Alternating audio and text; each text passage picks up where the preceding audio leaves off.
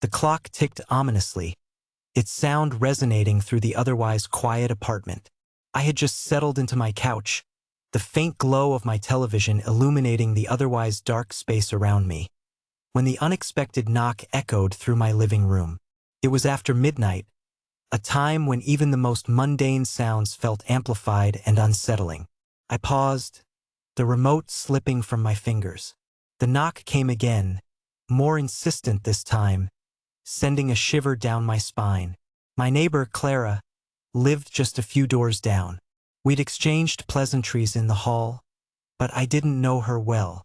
She had a way of keeping to herself, a habit that I'd found both intriguing and a little unsettling. As I stood, my heart began to race. I edged closer to the door, peering through the peephole. Clara's silhouette was barely visible in the dimly lit hallway, her figure shrouded in shadows.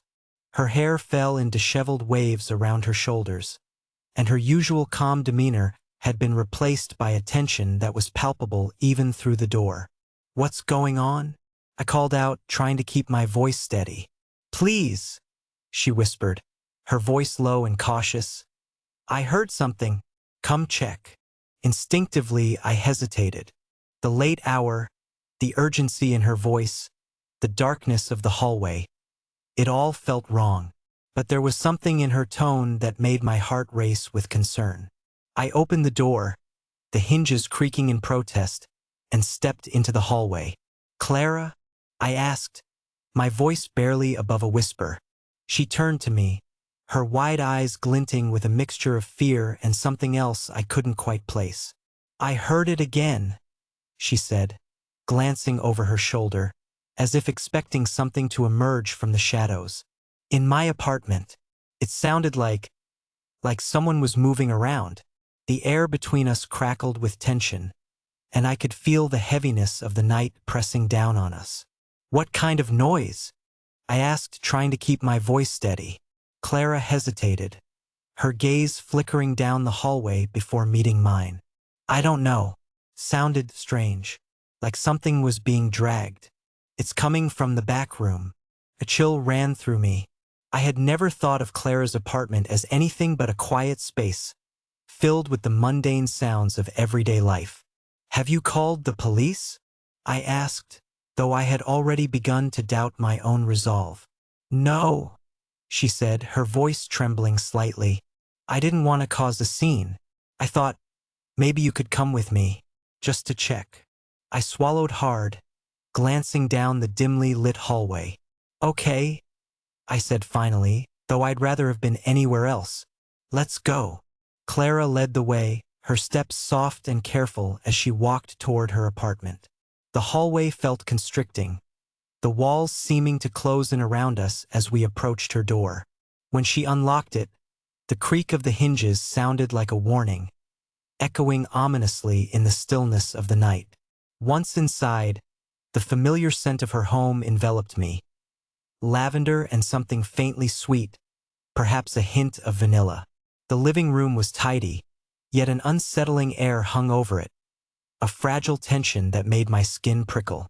Clara's eyes darted around the space as though she were expecting something to leap out from the shadows. "Where did you hear the noise?" I asked, trying to keep my voice calm. "In the back room," she whispered, pointing down a narrow hallway that led deeper into the apartment. "It's right there." I felt a lump form in my throat as I moved toward the hallway, the darkness ahead swallowing the light from the living room. Clara followed closely behind, her presence a comforting weight against the encroaching unease. As we neared the door at the end of the hallway, I could feel my heart pounding in my chest. It was an ordinary door, painted white and slightly scuffed at the edges, but in that moment, it felt like a threshold to something more sinister. I glanced back at Clara, her face pale in the dim light. "Are you sure you want to do this?" I asked, my voice barely above a whisper. She nodded, though her resolve seemed to waver. "I need to know what it is." I reached for the doorknob, my hand trembling as I turned it. The door creaked open, revealing a small room filled with shadows and the faint outline of furniture. It was cluttered, as if Clara had been in the middle of rearranging when the noise interrupted her. "Hello," I called out, my voice echoing oddly in the confined space. Silence answered. I stepped inside, the floorboards creaking beneath my feet. Clara lingered just outside the doorway, her eyes wide and apprehensive. "Do you see anything?" she asked, her voice barely audible. "No," I replied, peering into the corners. "Just some boxes and a chair." The chair was tipped over, and I frowned, stepping closer to right it. As I did, I caught a glimpse of something glinting in the shadows. "What's that?" I asked, moving toward it. I bent down, my heart racing as I reached for the object. It was a small silver key, glinting in the dim light. I picked it up, turning it over in my hand. "Is this yours?" I asked, looking back at Clara. She stepped into the room, her gaze fixed on the key with a mixture of confusion and fear. "I don't think so. I've never seen it before." "Maybe it's from the previous tenant," I suggested, though the thought did little to ease the tension in the air. Just then, a soft thud echoed from the far side of the room, causing us both to freeze. Clara's eyes widened, and I could feel the hairs on my arms stand on end. "What was that?" I whispered, my heart racing once more. "I don't know," she breathed, her voice trembling. "Stay here," I instructed, though I knew the words were futile.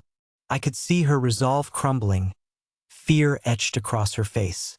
I took a cautious step toward the source of the sound, my senses heightened, every nerve ending on fire. As I approached the back wall, I felt a cold draft brush against my skin. I glanced around, searching for the source of the noise. Shadows danced along the walls, and the air felt thick with an unnerving presence. "Clara?" I called back, my voice wavering. "Are you sure you want to stay?" "I can't just leave it like this," she said, though I could hear the tremor in her voice. "What if someone's in here?" I returned my focus to the wall, where the thudding sound had originated. It came again, a heavy, almost rhythmic noise, and I pressed my ear against the surface, straining to listen. It was muffled, but it felt alive, a heartbeat of sorts, pulsing behind the plaster. "We need to get out of here," I said, panic creeping into my voice. "This isn't normal." Before I could turn back, a sudden crash rang out, shaking the very foundation of the room. I stumbled, instinctively reaching for Clara, who had stepped closer, her eyes wide with terror. "Run!" I shouted, grabbing her wrist as I pulled her back toward the door. We burst out of the room, slamming the door behind us, and I locked it tight, my heart racing as we leaned against the door, breathless. "What was that?" Clara gasped, her voice trembling. "I don't know," I said, my mind racing with possibilities. "But we can't stay here." Clara nodded, her eyes darting nervously around the apartment. "We should call the police, right?" I agreed, fumbling for my phone in my pocket. I dialed, my hands trembling, but before I could hit send, the lights flickered ominously. "What's happening?" Clara whispered, her voice barely above a whisper. "I don't know," I replied, my heart pounding as the lights flickered again, plunging us into darkness for a brief moment before they stabilized. Then, from the back room, I heard it again, the dragging sound, like something heavy being pulled across the floor. It sent a chill down my spine, and I felt Clara's grip tighten around my arm. "Let's go," I said, my voice firm as I ushered her toward the front door. We needed to get out, to escape whatever was lurking in that apartment. As we reached the door, I pulled it open, but it swung back against me with surprising force. I glanced back, heart racing as I noticed the shadows shifting in the hallway beyond. "No!" I shouted, forcing the door open wider and stepping outside, pulling Clara with me. We stumbled into the hallway, the cool night air hitting us like a wave. "Where do we go?" Clara asked, her voice trembling as she glanced back at her apartment. the door now ominously closed. "Let's head to the lobby. We can call for help from there," I suggested, leading her away from the apartment, my heart racing. The hallway felt endless as we hurried down it, the shadows stretching and twisting around us. I could hear the faint echo of the dragging sound behind us, a reminder of the darkness we were leaving behind. As we reached the elevator, I pressed the button, my heart racing as I turned to Clara. "We're going to be okay. Just hold on." The elevator dinged, and the doors slid open with a soft whoosh. We stepped inside, and I pressed the button for the ground floor, the metal walls of the elevator feeling both confining and comforting. But as the doors began to close, a figure appeared at the end of the hallway, tall, shrouded in darkness, watching us with a predatory gaze. My breath caught in my throat, and I reached for Clara, pulling her closer. "Go!" I shouted at the elevator, and it lurched downward, the world blurring around us as we descended. When the doors finally opened on the ground floor, we rushed out into the lobby, gasping for breath. The night was still, the world outside eerily quiet. "Call the police?" I urged Clara, and she nodded, her phone already in hand as she dialed. I watched as she spoke into the phone, her voice shaking as she relayed our situation. I couldn't shake the feeling that we were still being watched, that the darkness from Clara's apartment had seeped into the very air around us. When Clara hung up, I turned to her, my heart still racing. "They're on their way," she said, her voice steadier now. "But what do we do until then?" "Stay close," I replied, glancing around the lobby, searching for any signs of movement. "We just need to wait for help."